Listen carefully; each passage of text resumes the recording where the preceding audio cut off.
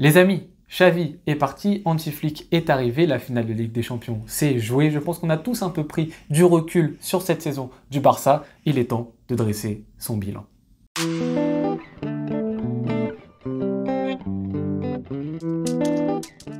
Les amis, très heureux de vous retrouver pour cette vidéo, la première d'une mini-série justement de vidéos bilan sur la saison 2023-2024 de notre FC Barcelone.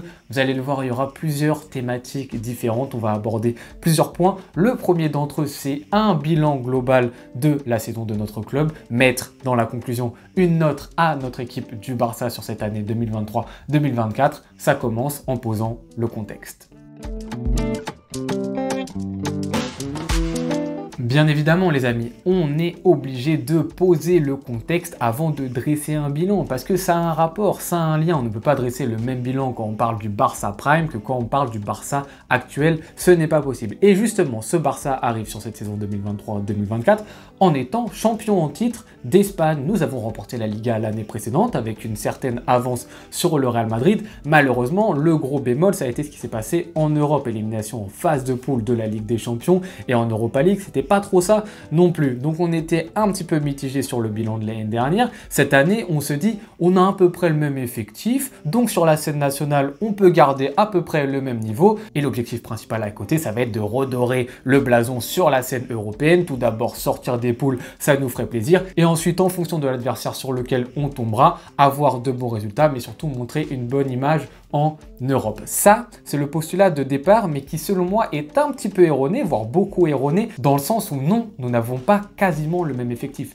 Nous avons deux joueurs qui sont partis du club, et je ne cesse de le répéter, donc je suis désolé pour ceux qui regardent toutes les vidéos, mais Busquets et Dembélé étaient des joueurs indispensables de cet effectif. Tout d'abord, Sergio Busquets, numéro 6, on le sait que c'était un des postes qui permettait à l'équipe d'être le plus équilibré l'année dernière, avec oui des défauts, on le sait, face à l'intensité européenne, etc. Mais pour la Liga, ça faisait largement le taf. Et pour Ousmane Dembélé, un joueur ultra important sur les côtés, un ailier percutant, un des meilleurs passeurs du club, surtout sur sa dernière saison, un joueur qui crée de l'espace et qui, surtout dans l'idée d'élargir le terrain dans le dernier tir adverse, était indispensable à la stratégie de Xavi. Donc deux éléments ultra importants qui sont partis. Certes, bien évidemment, il faut le mentionner, il y a eu des venues importantes, surtout en termes de qualité. Je parle notamment de Gundogan et Joao Cancelo, qui sont des joueurs qui, en plus de ça, t'apportaient de l'expérience. Tu rajoutes en plus Joao Félix, qui n'a pas réussi dans un autre club que Benfica, je tiens à le rappeler, mais qui reste un joueur qui a un potentiel intéressant et qui peut se relancer au Barça. Et en plus, Oriol Romeu, lui, on a quand même beaucoup plus de questions sur sa capacité à réussir au Barça. Mais il y a quand même un point sur lequel je pense qu'il faut faire attention, c'est surtout autour des trois premiers noms que je viens de vous citer. Gundogan, Cancelo, Félix t'apportent de la qualité, et c'est toujours très intéressant d'avoir des joueurs en plus, ne serait-ce que pour la profondeur de ton effectif, mais sont-ils des profils indispensables à l'équipe? Tu ramènes un Gundogan alors qu'on a déjà beaucoup de milieux de terrain avancés. Joao Félix, tu sais que c'est un joueur qui est très bon dans l'axe, donc tu rajoutes encore plus de densité dans l'axe. Joao Cancelo, bah on le sait, oui on a des difficultés ces dernières années à trouver un vrai arrière droit comme Dani Alves, etc. Mais l'année dernière, un de nos secteurs forts, ça a été la back, ça a été Balde, Araujo, Christensen, Koundé. Donc oui, c'est toujours bien d'ajouter des éléments, c'est toujours intéressant, mais sont-ils indispensables? Surtout que quand tu as vu précédemment que tu as perdu un ailier ultra important et un 6 super important. Je ne cesse de le dire, le rôle d'un numéro 6, ça n'est pas négligeable dans un club. Vous regardez des interviews de Guardiola, de Nagelsmann, vous verrez que c'est super important. Vous enlevez un Rodri à City, vous enlevez un Rice quand il est en numéro 6 à Arsenal, vous enlevez un Kroos ou un Tchouaméni au Real Madrid, vous allez bien rigoler de voir ces équipes sans 6. Il y en a souvent qui me donnent l'exemple du Paris Saint-Germain, etc. Regardez le PSG, ça a été très intéressant les 2 premiers mois quand il y avait Ugarte qui était dans une forme optimale. Depuis, c'est une équipe qui a eu des difficultés justement dans ce secteur de jeu et qui, oui, nous a battus en Ligue des Champions, mais quand même le match aller, ça a été compliqué. Et ensuite, a été éliminé par Dortmund. Et on l'a vu comme quoi c'était compliqué dans l'organisation de cette équipe de ne pas avoir de numéro 6. Donc, il y a des éléments indispensables qui étaient absents. Certes, on en a qui sont venus, mais qui ne sont pas selon moi indispensables. Nous sommes champions en titre et nous devons redorer le blason en Europe. C'est le contexte de base du Barça en début de saison. Parlons maintenant du déroulé cette saison, et ça commence pas trop mal, ça commence même très bien. Vous vous souvenez, il y a eu un enchaînement de 2 matchs, gagnés 5-0, etc. Tout le monde était là en mode le retour du grand Barça, machin. puis ça retombe quand même assez vite. Pas en termes de résultats, vous allez voir, mais dans la manière, on essaye de chercher. Justement, on essaie de trouver une réponse à ce problème d'équilibre posé par le départ des deux joueurs que je vous ai cités précédemment. En plus de ça, tu as la blessure d'un Pedri et d'un De Jong qui arrivent carrément simultanément les deux. Donc une équipe qui a encore un peu de mal dans la création, dans l'intensité. Elle se cherche, ce qui est normal en début de saison. Mais tu arrives dans une période qui va être importante où tu vas avoir ton premier gros match qui va être le Classico fin octobre. Et au moment où tu le joues, ce Classico, tu es toujours invaincu, toute compétition confondue. Donc moment important, moment de bascule pour le Barça pour justement marquer un point fort et positif sur cette saison. Et vous allez voir, malheureusement, on va rentrer dans un schéma qui va se répéter de nombreuses fois cette saison. C'est justement perdre dans ces moments clutch, dans ces moments très importants. Et donc on perd ce Classico contre le Real Madrid et premier moment de bascule pour le Barça. Ça fait mal au moral. Juste quelques jours après, on perd contre le Shakhtar Donetsk. En plus de ces deux éléments qui sont assez négatifs en termes de résultats, on va avoir la perte et la grosse perte de Gavi, la perte importante de Marc-André Ter Stegen, quand bien même il fait pas sa meilleure saison par rapport à Peña, c'est quand même largement au-dessus. Et aussi on peut rajouter Martinez à la liste des blessés. Donc on rentre dans un moment où c'est compliqué pour le Barça, etc. Mais on arrive quand même à un petit peu redresser la barre avec le retour par moment de Pedri, de De Jong, etc. Et on arrive dans une séquence de matchs où on a Porto notamment et l'Atlético. On fait des matchs qu'on remporte, ça redonne de la confiance. Arrive un nouveau moment de bascule pour le FC Barcelone, le match aller contre Girona à la maison. C'était la deuxième grosse équipe d'Espagne à ce moment-là, Girona. C'était l'autre moment de bascule important pour le Barça qui est une nouvelle fois raté, défaite 4-2 à la maison. Donc là, une nouvelle fois, mentalement, ça fait mal. En termes de résultats, ça fait mal. Il va falloir renclencher le moteur, ça va être compliqué. On arrive sur le mois de janvier, une nouvelle occasion justement de rallumer le moteur avec la Supercoupe d'Espagne. Tu arrives en finale, tu peux justement contre le Real remporter ton premier trophée de la saison, marquer un gros coup parce que ça reste un classico. Et là, tu te prends une énorme gifle, énorme défaite du Barça,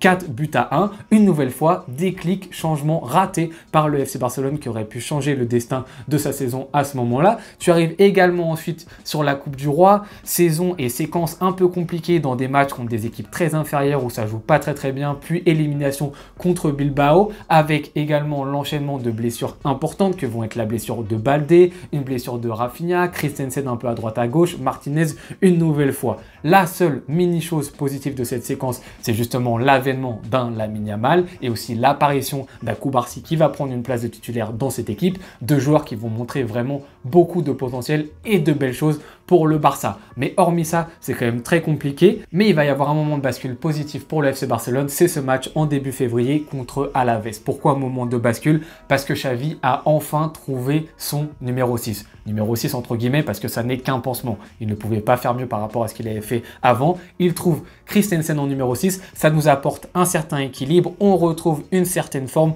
On fait un enchaînement de matchs positifs, notamment la qualification en 8e contre le Napoli. Match aller, match retour très sérieux. Match contre l'Atlético Madrid qu'on remporte 3-0. C'est très sérieux. On commence à y croire. On arrive sur le match aller contre le PSG qu'on remporte au Parc des Princes. Alors là, je peux vous dire, il y en a beaucoup d'entre nous qui se voyaient déjà à Wembley. La demi, soit contre Dortmund, soit contre l'Atlético. On s'y voyait presque déjà. Et là, arrive un nouveau moment déclic, un moment fort de la saison du FC Barcelone qui va encore une fois être raté contre le PSG au match retour. Défaite, disqualification qui fait très mal au moral du côté du Barça. On enchaîne en plus quelques jours après le Classico contre le Real. Alors là, c'est juste pour essayer de peut-être y croire en Ligue 1 parce qu'on reste quand même très loin du Real. Mais encore une fois, un événement qui aurait pu faire un peu basculer la saison, ne serait-ce que dans le résultat et dans le bilan final qui est raté. Défaite contre le Real avec ce but de Bellingham dans les dernières minutes. Donc là, on est 6 pieds sous terre. On sent que c'est la fin de saison. Mais il reste un dernier match, le match retour contre Girona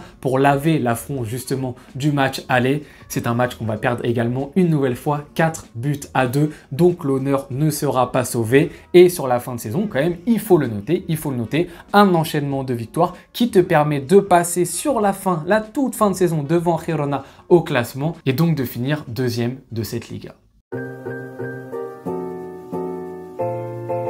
Les amis, on arrive donc sur la notation de la saison du FC Barcelone 2023-2024. Une saison donc dans laquelle le FC Barcelone a fini deuxième du championnat, a été éliminé assez tôt en Coupe du Roi, a été éliminé en finale de Supercoupe et en quart de finale de la Ligue des Champions. J'ai choisi 4 critères pour noter cette saison. Ces 4 critères n'engagent que moi. C'est ma manière de noter, c'est ma notation. Je décide de prendre le contexte, la manière, l'amélioration et les résultats. Ces 4 points-là, il faut qu'ils soient corrélés les uns par rapport aux autres. Je ne peux pas parler de l'un sans parler de l'autre. Ils ont un lien. C'est mon système de notation. Si vous en avez un autre, choisissez. Il n'y en a pas un qui est meilleur par rapport à l'autre. En revanche, par exemple, si vous prenez que de focaliser votre bilan sur le résultat, s'il vous plaît, ne parlez que de résultats. Ne parlez pas de manière quand ça vous arrange. Parce que des fois, j'en vois qui viennent me parler de manière quand le Barça, on gagne, et venir me dire, oui, on a gagné, mais dans la manière, c'était pas fou. Dans le jeu, on s'est un peu ennuyé. Par contre, quand on perd, ils viennent pas me dire oui, mais là quand même on a bien joué pendant 70 minutes. Donc si vous parlez que de résultats, s'il vous plaît, ne parlez pas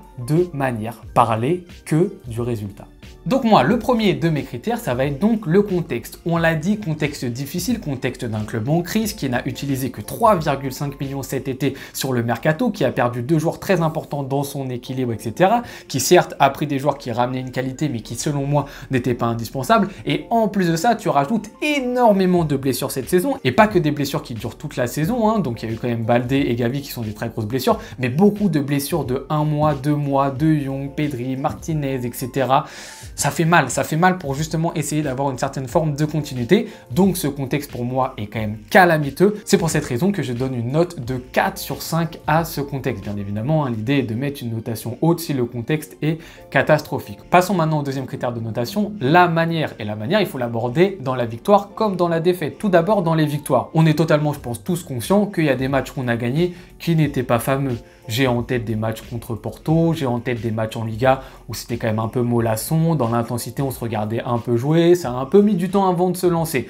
Donc là-dessus on va être d'accord que oui, c'est un peu compliqué. Maintenant, il faut aussi regarder dans les défaites. Et dans les défaites, il y a des matchs qu'on a perdus dans lesquels on a montré de belles choses. J'en veux pour preuve le Classico aller, dans lequel les 65 premières minutes de jeu, on est au-dessus de notre adversaire. Oui, on s'effondre, mais il ne faut pas négliger les 2 tiers du match. Le match contre Girona, le match retour qu'on perd 4 buts à 2 là-bas, il ne faut pas négliger non plus les 2 premiers tiers du match dans lesquels on domine largement notre adversaire, on doit mettre le 3-1 1 milliard de fois. Donc c'est important aussi dans des moments où on a perdu de regarder la manière. Autre chose aussi à souligner, je vois très souvent on n'a rien produit cette saison, on est super ennuyant, etc. On est quand même l'une des équipes d'Europe qui s'est créé le plus de grosses occasions sur toute la saison. Alors encore une fois, c'est une stat qui est à pondérer. À pondérer par quoi? Par le fait que généralement tu peux aussi te créer des grosses occasions quand en termes de résultats, de score, tu es en retard par rapport à ton adversaire, tu dois égaliser, donc forcément tu vas te créer plein d'occasions. Mais quand même, ces stats, elles montrent qu'on se crée des occasions. Donc venir me dire en commentaire, non, le Barça, on ne montre rien, on n'a rien inscrit, etc., c'est factuellement faux. Maintenant, il faut regarder comment on se les crée, pourquoi on se les crée,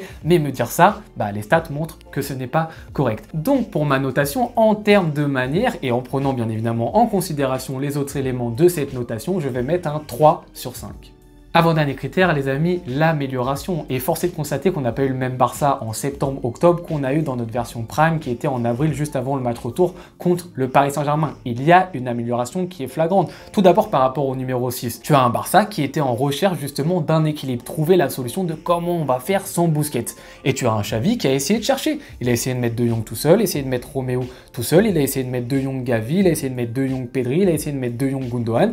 Il a cherché pendant un certain temps, double pivot, pivot simple, etc. Ça a pris son temps de recherche, mais début février, il l'a trouvé avec Christensen, qui reste quand même qu'un pansement, hein, on va le redire une nouvelle fois, mais il y a une amélioration là-dessus. Il y a une amélioration parce que tu trouves un Koubarsi qui devient une lampe de lancement très intéressante derrière. Tu as un Koundé qui en deuxième partie de saison s'est révélé, a été vraiment excellent, très bon. Lamine Yamal aussi en deuxième partie de saison qui s'est révélé à l'Europe tout entière sur son côté droit. Tu as un Rafinha qui a été repositionné demi-espace gauche qui lui a apporté beaucoup plus de confiance parce qu'on le voyait en début de saison, à l'aile c'était très compliqué pour lui, il arrivait à dribbler personne. Et tu as également 2 joueurs dans les 30 derniers mètres que sont Lewandowski et Gundogan qui ont commencé à former une doublette justement sur le dernier mois qui était quand même intéressante. Donc on ne peut pas dire à travers tout ça qu'il n'y a pas d'amélioration du côté du FC Barcelone. On est parti d'un postulat qui était quand même très compliqué, donc c'est pour ça que je vais pas non plus mettre une note faramineuse parce qu'à partir de là où tu es parti, forcément la marge elle est amenée que à s'améliorer, mais on peut pas dire non plus qu'on a vu le même jeu en septembre que ce qui s'est passé en avril. Il y a une équipe qui est beaucoup plus cadrée, qui a beaucoup plus de repères et qui a beaucoup plus de sûreté. Donc pour ces raisons, je vais mettre une note de 3,5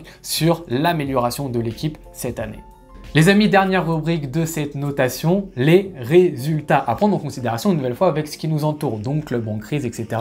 On l'a déjà dit, un club qui n'a rien gagné cette année. Nous avons fait saison blanche, même pas capable de gagner la Supercoupe, même pas capable d'aller loin en Coupe du Roi, etc. Mais n'empêche, on finit deuxième de Liga. Alors je sais, hein, le Real Madrid nous met une tempête, nous met une bonne avance. Mais on finit pas troisième, on finit pas quatrième, on finit pas cinquième, on finit pas sixième les amis. On met plus 9 points à l'Atlético Madrid, plus 9 points, on met plus 4 points à Girona. Il faut pas le négliger. Oui, le Real nous met tempête, mais ne faisons pas les aveugles aussi sur ce qui se passe derrière nous. Donc c'est quand même pas non plus calamiteux. Ensuite, tu arrives en Coupe d'Europe, Ligue des Champions, tu finis en quart de finale sur le résultat. Oui, après tu es éliminé, il y a les circonstances qu'on connaît, etc. Mais quart de finale quand même, top 8 finalement. Si on s'intéresse au résultat, c'est top 8, c'est factuel. Donc, oui, je ne vais pas mettre une grosse note parce que saison blanche et que c'est impossible de mettre une grosse note sur le résultat, mais je vais mettre une note qui va être pondérée, une note de 2,5 sur 5 sur les résultats cette année du FC Barcelone. Vous l'avez donc remarqué, les amis, cette saison du Barça 2023-2024 est notée pour ma part 13 sur 20. Une nouvelle fois, c'est par rapport à mes critères personnels que sont le contexte, la manière, l'amélioration et les résultats. Mais chacun aura sa manière de juger cette saison du Barça comme il l'entend. Après, il faut juste que ce soit cohérent sur toute la lignée. Moi, je prends tout en compte, je prends tout en corrélation. Mais chacun, si les gens, encore une fois, veulent voir que le résultat, ils ne voient que le résultat. Et j'ai hâte justement d'avoir vos notes en commentaire, les amis, de lire tout ça et de vous répondre comme d'habitude. Je vous remercie beaucoup d'avoir regardé ce premier épisode de la série Bilan autour du Barça 2023-2024. On se retrouve très bientôt pour la suite. Bonne journée ou bonne soirée en fonction de quand est-ce que vous regardez cette vidéo. Ciao.